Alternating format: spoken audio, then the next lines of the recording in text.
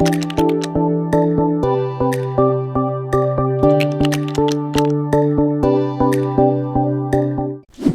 নিশ্চয়ই টিউটোরিয়াল দেখে বুঝতে পেরেছেন আজকের ভিডিওটা কেমন হতে চলেছে।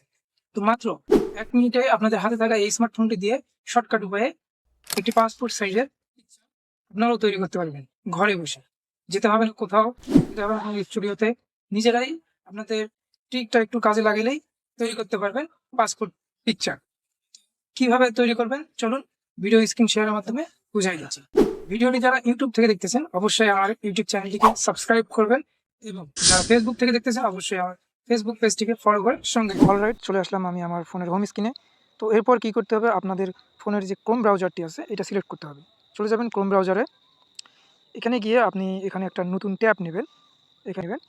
তো এখানে নেওয়ার পর এখানে গিয়ে সার্চ করবেন, গুগল বারে সার্চ করবেন cut out pro, cut out pro. তো কাট আউট প্রো লিখে সার্চ করবেন,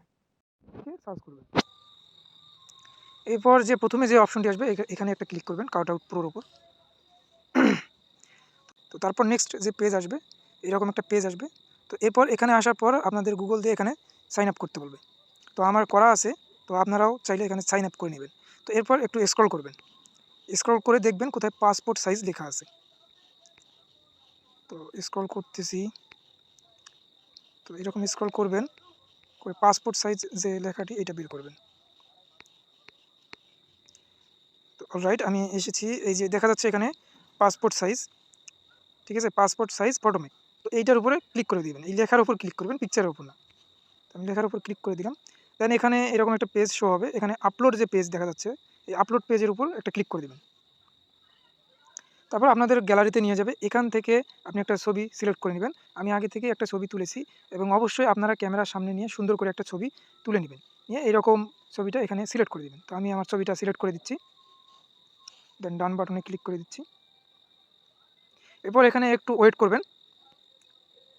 এখন থেকে কোনো স্টুডিওতে গিয়ে আপনাদের টাকা খরচ করে ছবি এরকম পাসপোর্ট সাইজ করতে হবে না, আপনারা বাসায় তৈরি করতে পারবেন নিজের একটি স্মার্টফোন থাকলেই।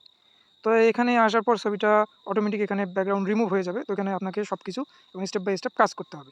তো আমি প্রথমে কী করব, এখানে ফটো সাইজ যেটা আছে, তো ফটো স্পেস যেটা আছে এইটাকে আগে সিলেক্ট করতে হবে। এখানে ক্লিক করে এখানে বাংলাদেশ যে পাসপোর্ট লেখা আছে বাংলাদেশ পাসপোর্ট সিলেক্ট করবেন। এখানে দেখবেন কোথায় বাংলাদেশ পাসপোর্ট। তো এই যে এখানে দেখা যাচ্ছে বাংলাদেশ পাসপোর্ট, এই বাংলাদেশ পাসপোর্টের উপর ক্লিক করে দেবেন। তারপর এখানে আপনারা কালার সিলেক্ট করবেন, দেখতে পাচ্ছেন এখানে কালার সিলেক্ট। এখানে হচ্ছে আপনারা চাইলে আপনাদের টি শার্ট চেঞ্জ করতে পারবেন, মানে বিভিন্ন ধরনের টি শার্ট কালার এখানে অ্যাড করতে পারবেন।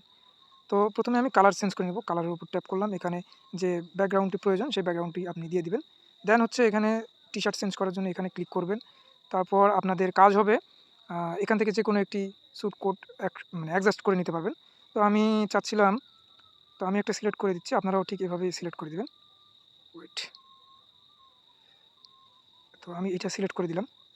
এখানে একটু ওয়েট করতে হবে, লোডিং মানে লোড নেবে আর কি। তো দেন একটু স্ক্রল করে দেখবেন যে ছবিটি তৈরি হয়ে গেছে, একদম সুন্দর পাসপোর্ট সাইজের ছবি তৈরি হয়ে গেছে, ঠিক আছে। তো এখানে যারা ওমেন মানে যাদের মেয়েদের, যারা মেয়ে তারা কাজ করলে অবশ্যই এই ওমেনে ক্লিক করবেন। এই ওমেনে ক্লিক করলে অনেক ধরনের মানে ওমেন ড্রেস আসবে, মানে মেয়েদের যে ড্রেস সেই ড্রেসগুলো এখানে চলে আসবে। এবং বাচ্চাদের যদি পাসপোর্ট সাইজের ছবি বের করতে চান তাহলে এখানে ক্লিক করবেন, তাহলে বাচ্চাদের যে ড্রেস সেগুলো চলে আসবে। দেন ছবিটি সেভ করে নেওয়ার জন্য ডান বাটনে ক্লিক করে দেবেন। ব্যাস, ছবি কিন্তু তৈরি। এবং এখান থেকে আপনারা ছবিটি এইচডি ভাবে সিলেক্ট করে নেবেন। দেন এখানে ডাউনলোড এগেইন এখানে ক্লিক করলেই ছবিটি তৈরি হয়ে যাবে।